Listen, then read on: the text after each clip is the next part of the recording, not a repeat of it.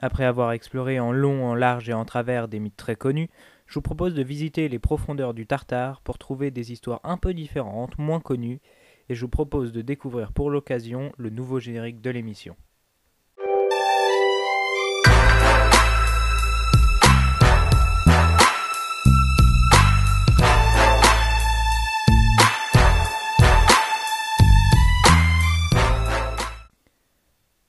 Bonjour, bonsoir à toutes et à tous pour ce troisième épisode d'Ips et Dixit consacré à l'histoire du Styx. Je suis certain que vous connaissez tous le Styx, même vaguement, à cause de son rôle aux Hadès et grâce à Disney, en tant que rivière séparant le royaume des morts de celui des vivants. Mais je suis presque aussi certain qu'aucun d'entre vous ne sait que c'est une divinité féminine, mère de Scylla ou encore de Nike, la déesse de la victoire à qui on doit le logo de la marque Nike. En effet, Styx est la déesse qui marque l'entrée des morts aux Hadès. L'histoire veut que les morts doivent passer le Styx sur la barque de Charon, le passeur du royaume des morts, et qu'ils doivent le payer avec l'obol, la monnaie des morts. C'est pourquoi les Grecs enterraient leurs morts avec de l'argent pour qu'ils puissent passer le Styx et qu'ils ne soient pas contraints d'errer sur Terre pour l'éternité. L'épisode du fun, quoi.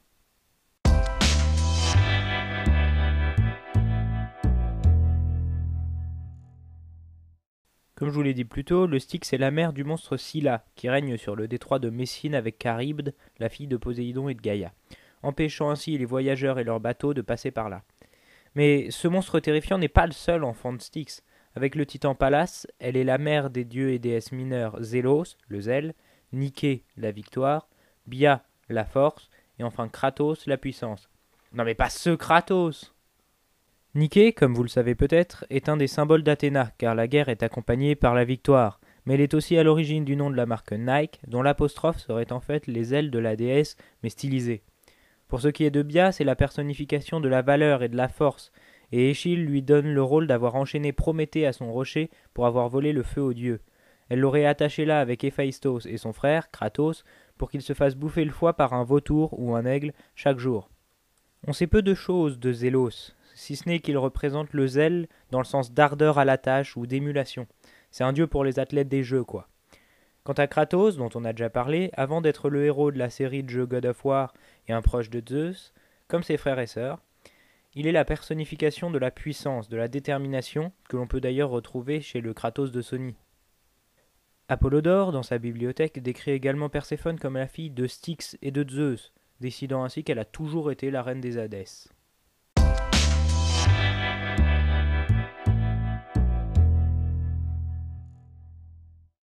Parlons un peu du Styx en elle-même. Oui, du Styx en elle-même. Elle est parfois décrite comme une océanide, fille d'Océan et de Thétis, dont elle serait l'aînée. Elle veille donc sur un fleuve éponyme qui coule dans le royaume des morts. Elle est également vue comme une déesse, notamment dans la version d'Hésiode, dont on a déjà parlé ici. Elle est ici donc la fille de Nyx et d'Érébos, deux divinités primordiales enfantées par le Tartare.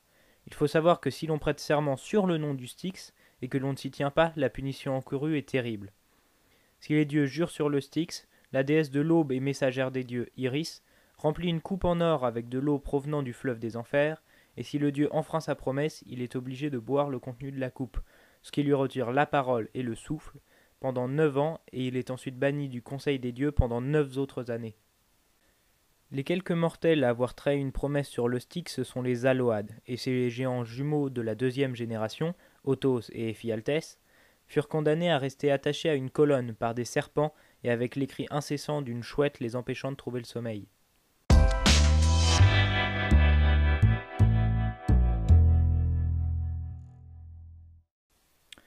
Comme vous le savez peut-être, Achille est un héros de la mythologie grecque ayant été élevé par le centaure Chiron et mort pendant la guerre de Troie, tué par une flèche dans le talon.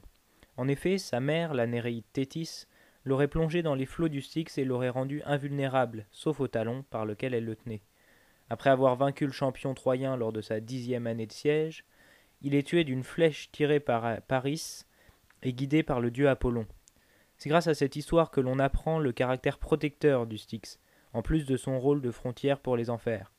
En effet, tout corps immergé dans les eaux du fleuve deviendra invulnérable.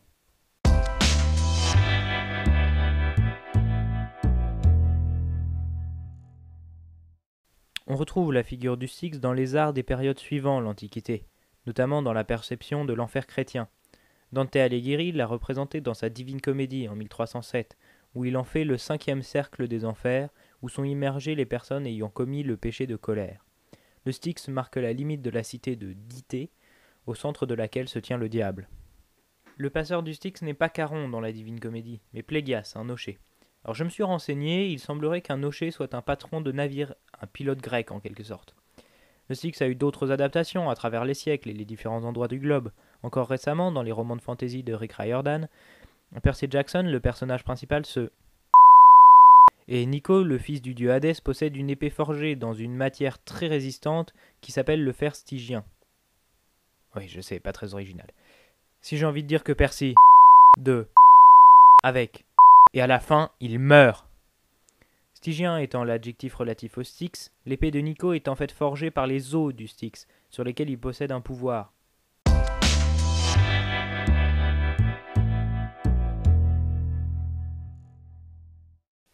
Pausanias est un auteur et géographe romain qui eut pour œuvre majeure un atlas de la Grèce.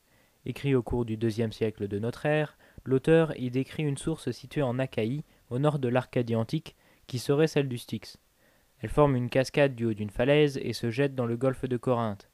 Pausanias rapporta à l'époque des propriétés très particulières pour les eaux jaillissant de cette cascade, leur prêtant le pouvoir de détruire des objets et d'être très toxiques pour l'être humain. Voilà, c'est fini pour cet épisode sur le Styx, j'espère qu'il vous aura plu. Vous l'aurez remarqué, il était plus court que mes épisodes précédents, je teste différentes durées. Vous pouvez bien sûr me suivre sur Facebook et Twitter, puisque j'ai un compte sur ces sites, et vous devez vous abonner en cliquant sur le gros bouton. Quant à moi, je vous tire ma toge, et n'oubliez pas, ipse dixit.